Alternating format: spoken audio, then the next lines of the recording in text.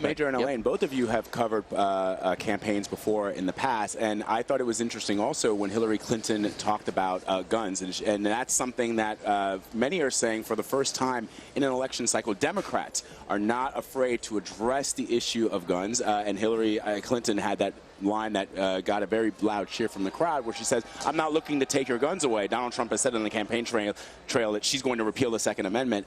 She said, I just want to make sure that those of you, you're not shot by someone who shouldn't have a gun. Well, right. That's a good line. It's different now. I think what's different about the debate is now, of course, we have seen mass shootings in a way that we hadn't in previous presidential cycles. And so that is everything. Context is everything here.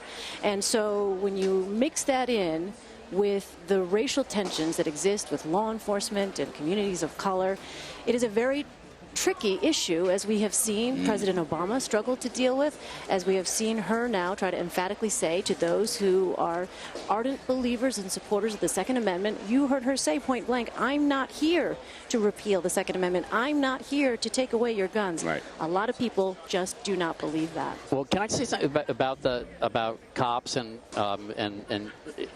this convention, really about the delegates, that earlier in the evening there was a policewoman from Dallas who spoke about how difficult it was to be a cop, and she was embraced so much by these delegates, and it reminded me of when Peter Thiel at the RNC spoke about being gay and how embraced he was, and that these delegates can be so caricatured as just, you know, complete lunatic fringe people, but they're really not. I mean, well, delegates are defined by their activism within the party that they belong to. They work hard, they care about politics. They wouldn't be delegates if they didn't.